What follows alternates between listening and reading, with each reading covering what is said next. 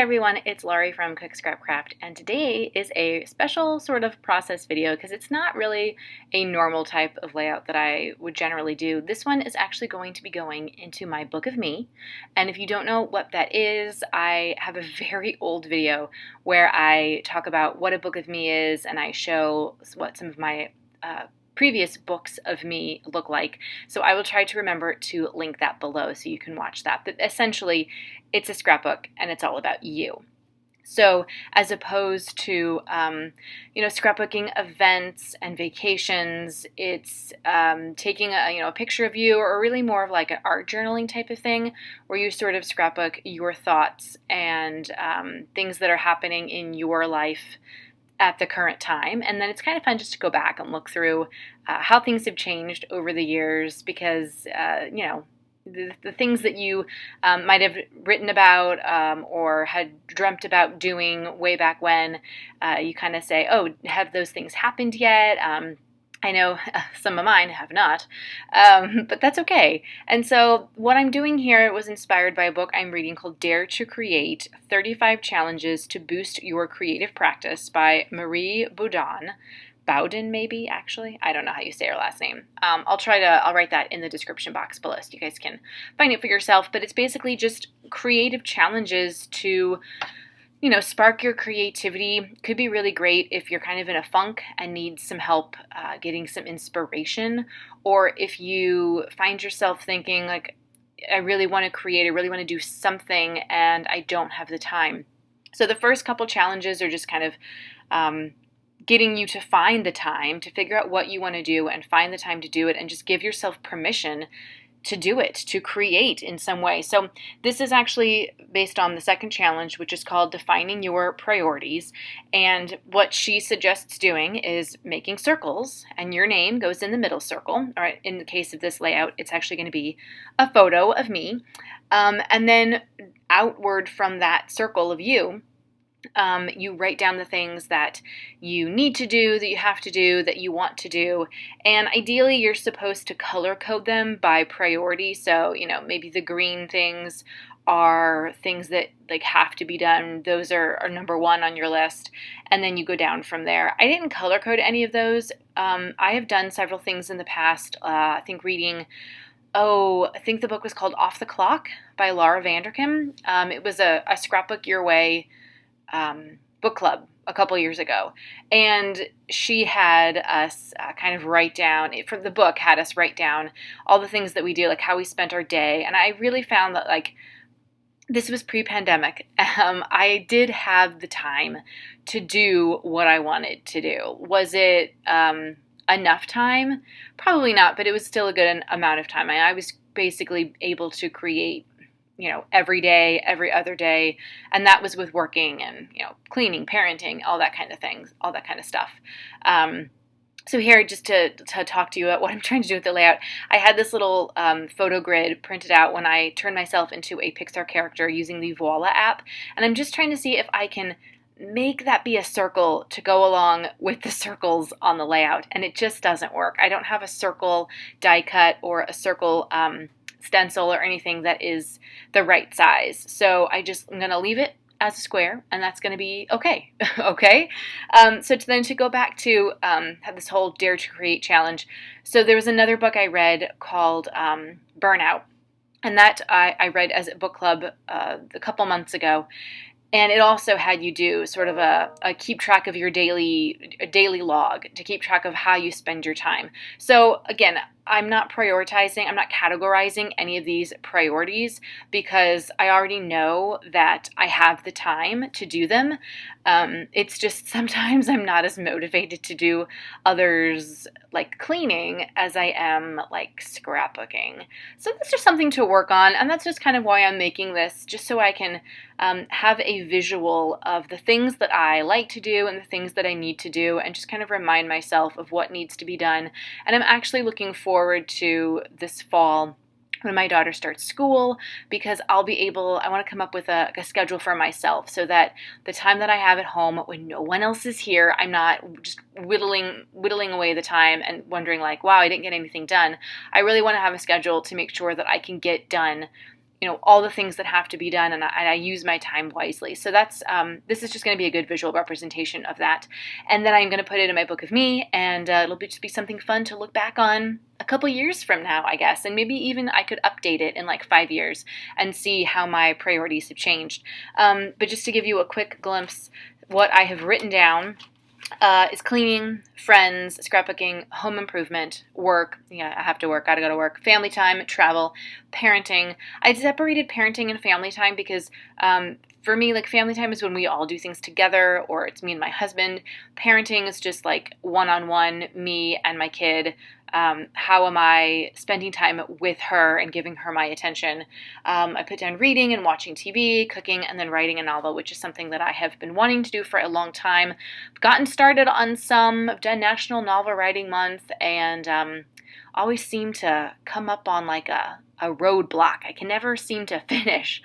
So that's something that I am going to be hopefully working on for this year.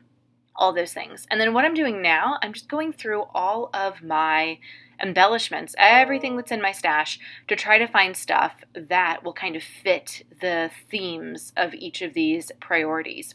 So I have some very old Pink Fresh chipboard embellishments that were like part of, I think, the Office Hours collection.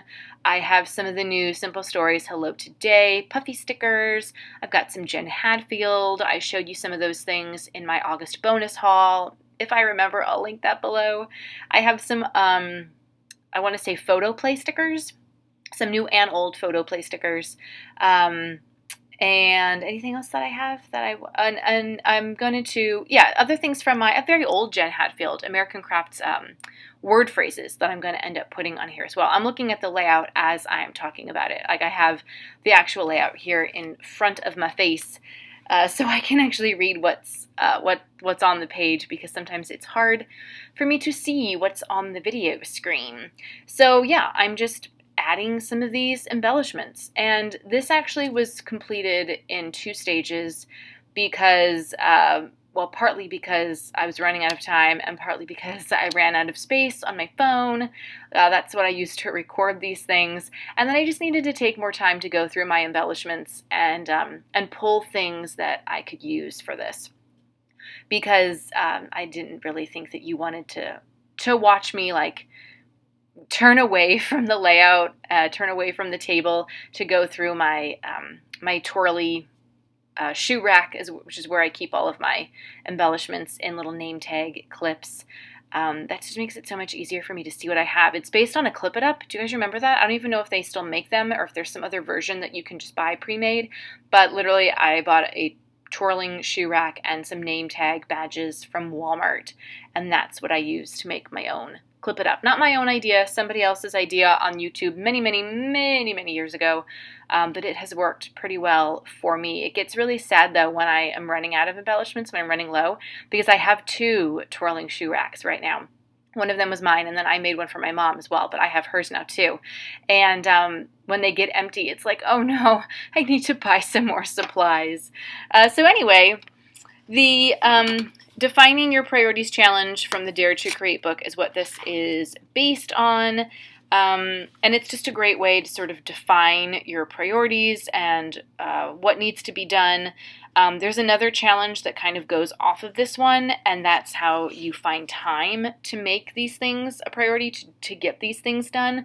So I'm also going to be doing a review of this book called Dare to Create. So once that is, once I get through a little bit more of it, I'll post a review up on the blog, and I will also post that link on all my social media channels. So if you are not following me on social media, make sure to do that with all those links that are below.